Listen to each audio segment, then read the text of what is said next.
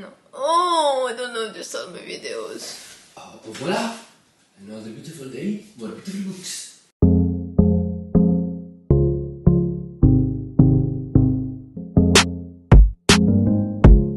Je ne sais pas pour vous, mais pour moi, le mois de juillet a été extrêmement productif niveau lecture. Et cela s'explique grâce notamment au challenge lecture que j'ai fait.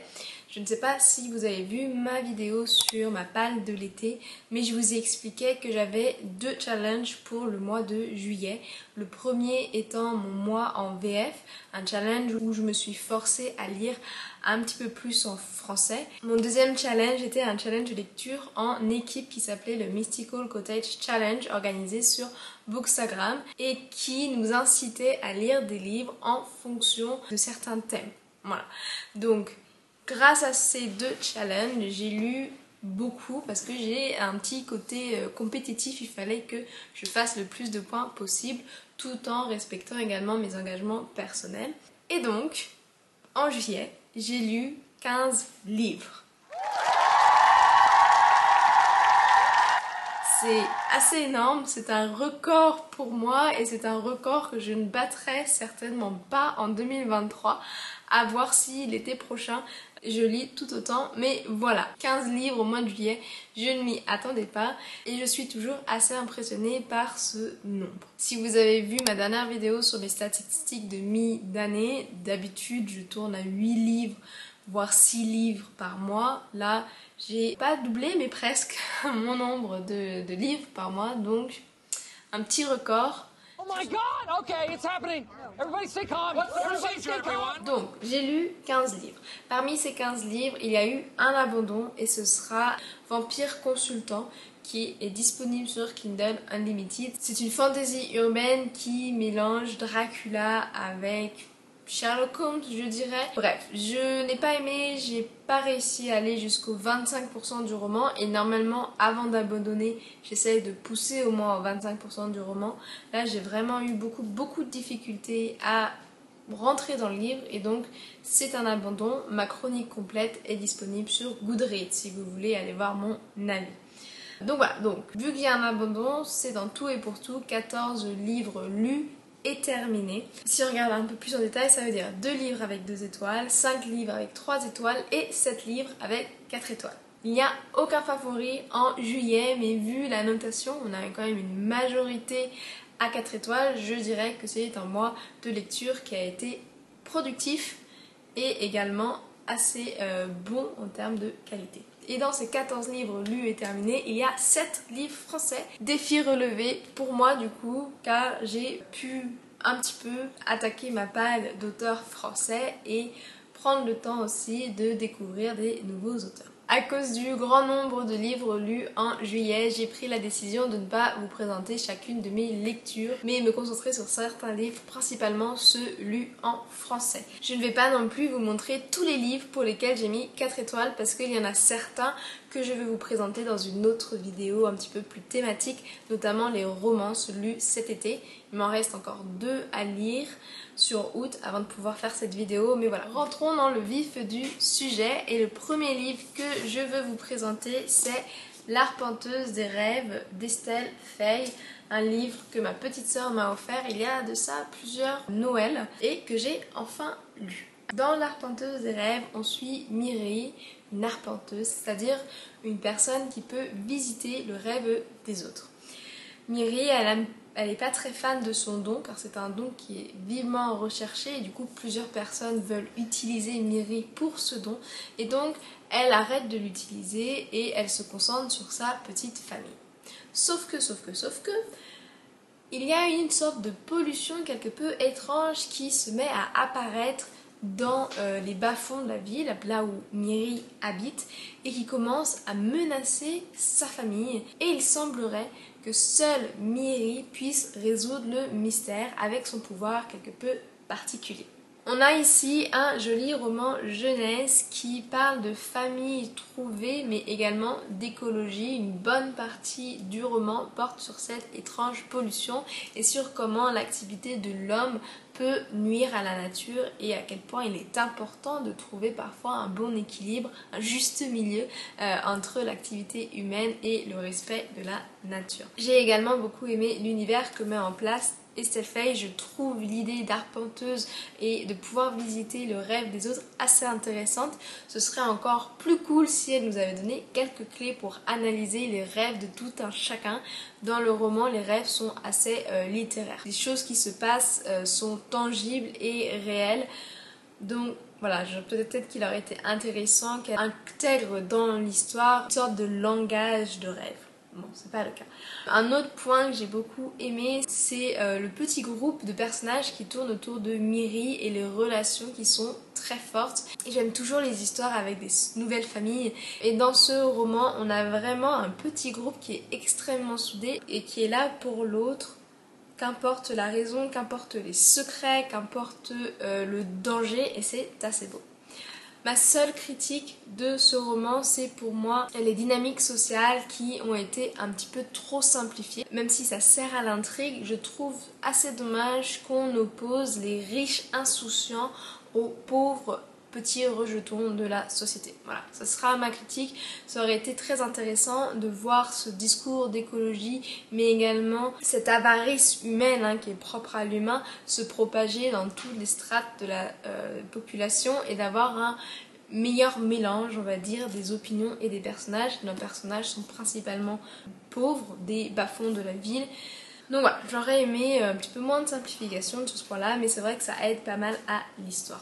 A noter que l'Arpenteuse des rêves a eu beaucoup de représentations. On a la représentation LGBTQ+, qui est très bien amenée par Estelle Faye. C'est absolument pas forcé, ça fait sens et ça prend pas le devant sur l'intrigue, ce qui est toujours appréciable. Et ensuite, on a aussi un personnage avec un handicap. C'est un personnage muet et elle est juste adorable, on a envie de la croquer tellement elle est adorable. Voilà, c'était l'Arpenteuse de rêve que je recommande à tout jeune lecteur qui voudrait découvrir un petit peu de fantasy et qui s'intéresse à l'écologie. On va rester un petit peu dans la fantasy, mais ce livre est cette fois-ci pour un public un petit peu plus âgé. C'est L'Esprit de loup, le premier tome d'Animae de Roxane Dambre et c'est de la fantasy urbaine.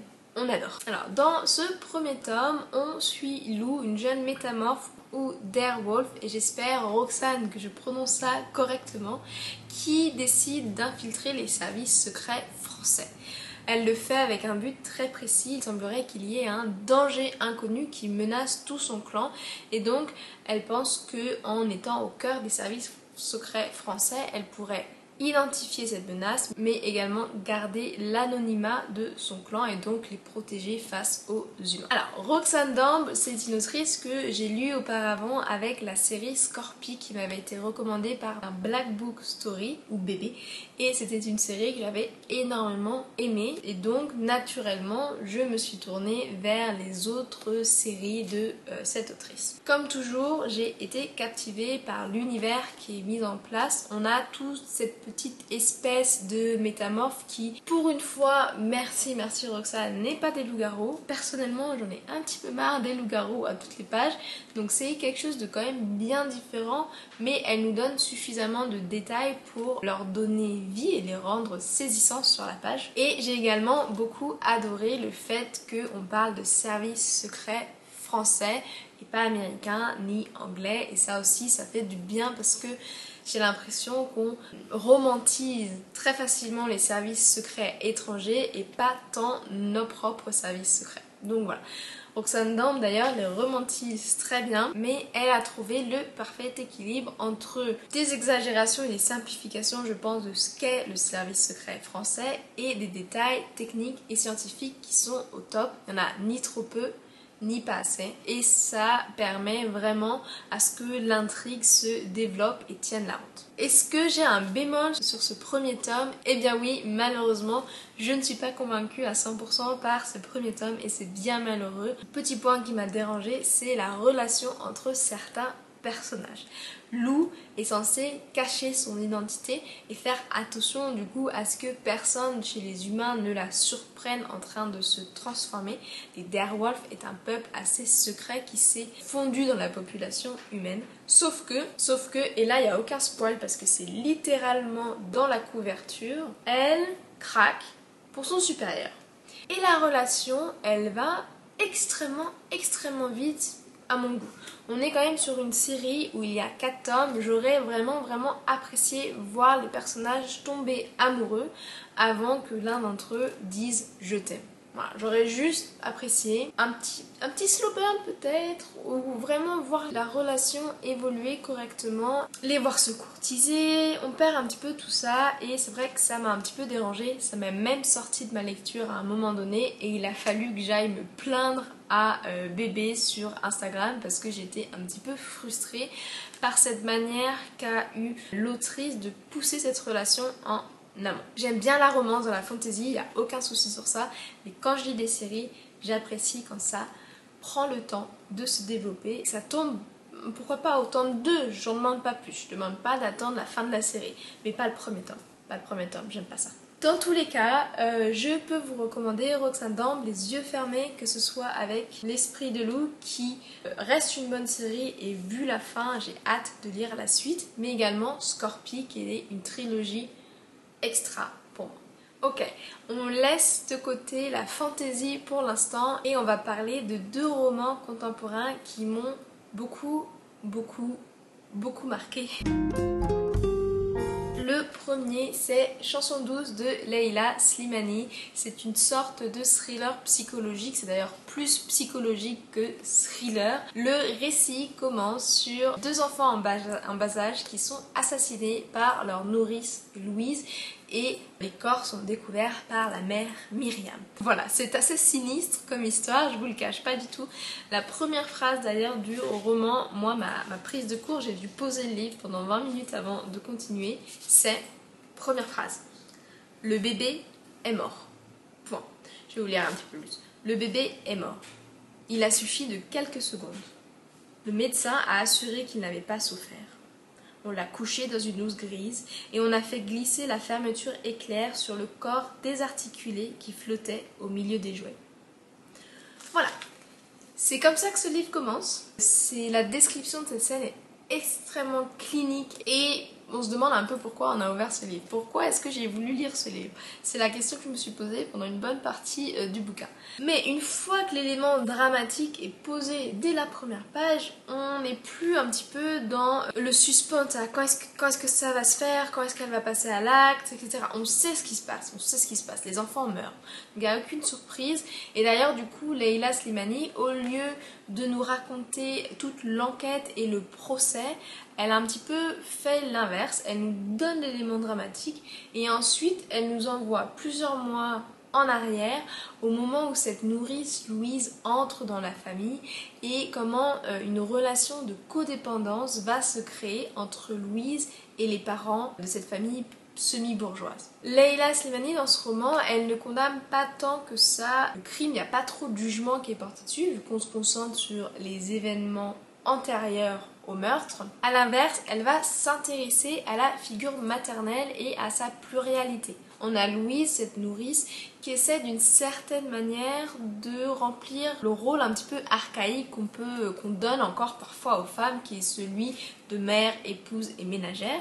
Et puis de l'autre côté, on a Myriam, qui est la mère des enfants, la mère biologique, et qui a donc cet instinct maternel, mais qui en même temps, eh bien, elle veut être sa propre personne, avoir sa carrière et pouvoir également profiter d'une vie en dehors de ses 2 enfants. C'est pour ça qu'elle a embaucher cette nourrice. L'histoire, elle est extrêmement poignante, mais l'écriture de Leila est tellement parfaite que, une fois passée la scène très sinistre et très triste, eh bien, on reste assez curieuse de vouloir savoir comment ça se développe, qu'est-ce qui va se passer pour Louise et pour Myriam psychologiquement et dans cette relation quelque peu presque toxique en fait, comment elles dépendent l'une de l'autre et c'est assez drôle de voir Louise dépendre psychologiquement, émotionnellement de Myriam. Que Myriam dépende de sa nourrice, je le conçois et je l'entends, mais que Louise dépend également et ait cet attachement émotionnel à Myriam, ça a été assez intéressant à lire. Donc je vous recommande ce livre. Par contre, soyez avertis, on va pas parler d'une petite berceuse le soir, d'accord? Chanson douce, c'est un titre qui est aux antipodes de ce qui se passe. Je pense que ce livre vous laissera quelque peu assommé à la fin, comme moi j'ai pu l'être quand j'ai fini ce petit roman. Pour ceux qui sont nouveaux sur ma chaîne Booktube, vous ne le savez peut-être pas, mais je suis une grande fan de littérature asiatique avec une petite préférence pour la littérature chinoise. Et donc mon prochain et dernier livre français est sans surprise de la littérature chinoise avec Dai Setié qui écrit Les caves du Potala. Alors, Dai Setié, c'est un écrivain chinois mais qui écrit en français et je dirais que c'est un petit peu un auteur assez emblématique de la littérature franco-chinoise contemporaine et notamment de la littérature sur la révolution culturelle à l'époque de Mao Tse-tung. Dans Les caves du Potala, on plonge dans l'année 1968 en pleine révolution culturelle au Tibet, une province qui vient assez récemment d'être rattachée à la Chine. Alors que les gardes rouges profanent les temples bouddhistes et tout autre symbole jugé anti-révolutionnaire, le peintre du dernier Dalai Lama est tenu prisonnier au palais du Potala, qui est la résidence du Dalai Lama, et il est tenu prisonnier et torturé pour qu'il avoue des vices non existants de la sainteté tibétaine. Voilà pour les prémices. Là aussi, comme pour Chanson douce, on ne parle pas d'un sujet très léger, mais je dirais que la lecture est un petit peu plus agréable. La seule raison qui fait que ce livre n'est pas un coup de cœur pour moi, c'est que je n'ai pas pleuré pendant ma lecture, c'est tout. J'ai aucune critique, aucun petit bémol sur ce roman, il est juste magnifique, c'est une très belle histoire et un témoignage assez fort également sur des drames qui ne sont pas si anciens que ça. Année 1968, je veux dire, on connaît tous des personnes qui ont vécu en 1968. Donc voilà, c'est pas si ancien que ça. Nous suivons le peintre dans cette situation quelque peu difficile aux mains des gardes rouges, mais également dans ses souvenirs d'une vie pleine de spiritualité, de peinture et de voyage. Et à travers ces quelques pages, il est très court ce roman, Dai Setié ressuscite la géographie de cet ancien Tibet qui était bien plus grand que le Tibet actuel, ainsi que sa culture et ses traditions. Sans rigoler, pendant cette lecture, j'ai dû à plusieurs reprises ressortir quelques vieilles cartes chinoises pour retracer un petit peu les voyages que prend ce peintre, Sanpa, à travers le Tibet et les plateaux de l'Himalaya. C'est assez impressionnant d'ailleurs de se dire qu'à cette époque, dans les années 1900 quelque chose, les gens pouvaient faire des grands voyages et plusieurs kilomètres à pied au milieu des chaînes de l'Himalaya jusqu'à Pékin parfois, dans toute facilité. J'ai également beaucoup apprécié dans ce roman en apprendre plus sur le Tibet et comme toujours avec Dai Setié, je ne peux être qu'en admiration face à la résistance et à la noblesse de ces personnages. Si vous cherchez à lire de la roman asiatique contemporaine, je ne peux que vous recommander Dai Setié en général et ce tome un petit peu plus particulier. Mais je suis obligée de vous prévenir sur un point. Si vous n'êtes pas habitué à la littérature asiatique, c'est une narration qui se veut assez lente. Dans les caves du Potala, la narration est plutôt un cheminement interne. On parle de souvenirs, il y a beaucoup de dialogues, de racontage en fait. Il n'y a pas tant d'action que ça, c'est vraiment un témoignage et beaucoup de littérature asiatique se fait comme ça. C'est une narration très lente avec peu d'action, beaucoup de discours internes et d'attention aux détails et au caractère de chaque personnage. Donc, bien que le livre soit très court, si vous n'êtes pas habitué à ce type de narration, ça peut vous sembler un petit peu ennuyant. Je ne peux que vous conseiller une chose, persévérer dans votre lecture. À la fin du roman, vous devriez en sortir un petit peu grandi, si ce n'est pas apaisé, et en apprendre beaucoup plus sur cette région et cette période. Gardez en tête ce que je viens de vous dire sur les caves du Potala, parce qu'on va parler maintenant de Before the Coffee Gets Cold de Toshikazu Kawaguchi, qui est là de la littérature japonaise. Cette série se prend place dans une petite ruelle de Tokyo, dans un café oublié de Tokyo précisément, où il est possible, en buvant une tasse de café, de voyager dans le temps. Dans ce premier tome, on suit un petit groupe de personnages qui va apprendre à se connaître et qui va se souder au fur et à mesure des voyages dans le temps que chaque client du café va entreprendre. C'est un roman assez court, il y a 4 chapitres, chaque chapitre porte sur un voyage et sur une personne en particulier, mais on retrouve un petit peu tous les personnages dans chaque chapitre qui vont interagir entre eux et se soutenir. J'ai adoré l'atmosphère du café et les nombreuses règles qui s'appliquent à ces voyages. Ce n'est pas aussi simple que de boire une tasse de café, il y a quelques petits détails anodins et un petit peu frustrants mais tout aussi intéressants. Et sans trop en faire, Kawaguchi nous plonge au cœur de Tokyo et au cœur du Japon. Les personnages et leurs histoires sont très touchantes. J'ai eu une petite préférence pour le dernier chapitre qui m'a fait un petit peu larmoyer, et à travers chaque chapitre on parle de sujets assez importants. On va parler de l'Alzheimer, de la perte d'un proche, mais dans son ensemble on va parler de vos regrets et de comment avancer dans sa vie avec ces regrets qu'on ne peut pas rattraper. C'est une lecture assez plaisante qui se fait doucement et qui peut se caler entre plusieurs livres. Chaque personnage est assez ordinaire avec des problèmes ordinaires, donc il est aussi assez facile de s'identifier à eux, et après chaque chapitre on en ressort quelque peu grandi. On arrive à la fin de cette vidéo et l'avant-dernier livre dont je veux vous parler, je ne l'ai malheureusement plus avec moi. Il s'agit de 6 couronnes écarlates d'Elizabeth Lynn. Ce livre, je l'ai lu avec Mo du Bookstagram Book of Anarchy et on s'est fait une lecture commune quelque peu particulière. C'est une lecture annotée, ce qui veut dire que je lui ai envoyé ma copie avec toutes mes petites notes, les citations que j'ai bien aimées, mes cris de joie et mes cris de frustration notés entre les lignes du roman, et elle a fait de même, donc j'attends de recevoir sa copie de cette lecture. Ce que je peux vous dire en attendant sur 6 couronnes écarlates, c'est qu'il faut que vous allez le lire.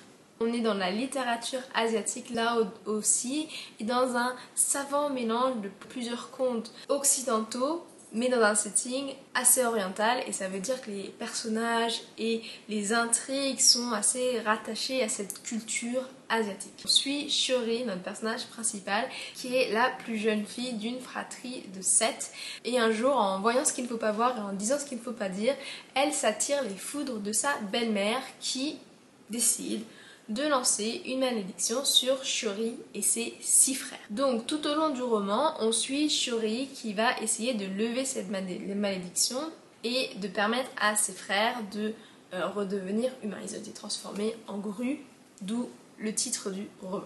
Je vous reparlerai sûrement de ce roman dans une prochaine vidéo quand j'aurai reçu le livre de Mo, mais si vous l'avez sur vos étagères, que vous hésitez à le lire, allez-y. Très sincèrement, le livre est excellent, l'histoire est très bien ficelée, on a un super bon dynamisme, on a des personnages en or et qui sont moralement grises, qui est mon type de personnage préféré. I love it! J'ai gardé le meilleur pour la fin. Non, je rigole. Je profite de cette vidéo pour faire le petit point sur mon avancée dans la série Keleana ou Throne of Glass pour ceux qui la lisent en VO. En juin, j'avais lu le tome 1 et j'avais un avis assez mitigé sur cette série de Sarah J. Maas. En juillet, avec les copines, on a lu le tome 2 et le tome 3. Donc, je vais vous donner un petit peu mon avis sans aucun spoiler. Ne vous en faites pas si vous n'avez pas commencé cette série. J'ai trouvé le tome 2 assez plaisant, mais sans plus. On a encore l'histoire qui se met en place. Je pense qu'il aurait été plus intéressant d'avoir le tome 1 et le tome 2 dans un seul livre. Je ne sais pas qui a pris cette décision éditoriale de faire 2 tomes bien séparés. Mais voilà, ça crée un petit peu de frustration, un petit peu de lenteur, un petit peu de répétition, et même des fois Sarah J. Maas, elle oublie ce qu'elle a dit avant et elle se contredit d'un tome à l'autre. C'est assez dommage et c'est pas très bien ficelé du coup pour ce début de série. Avec le tome 3, on rentre enfin dans l'histoire. D'ailleurs, il est bien plus épais que le tome 2, au moins presque le double. Il y a beaucoup plus de personnages et je suis à la fois soulagée parce que on sort de ce trio qui commençait à m'oppresser, qui était Keleana, Dorian et Kaol. En même temps, je suis quelque peu inquiète parce que avec Crescent City 2, on a vu comment Sarah J. Maas pouvait patauger quand elle avait trop de personnages. Et donc j'ai peur qu'au fur et à mesure des prochains tomes, on s'y perde un peu. Parce qu'il y a un gros casting. Mais ce gros casting donne aussi un petit peu plus de dynamisme à l'histoire, un petit peu plus de retournement de situation, de sous-intrigue, d'intérêt double et caché. Bref, c'est un tome qui me donne envie de continuer à voir comment ça va se développer. Voilà, c'est tout pour aujourd'hui. Si vous êtes resté jusqu'à la fin de cette vidéo, je vous en remercie. Comme d'habitude, n'hésitez pas à mettre un petit pouce bleu sous la vidéo, à commenter et à partager avec vos amis.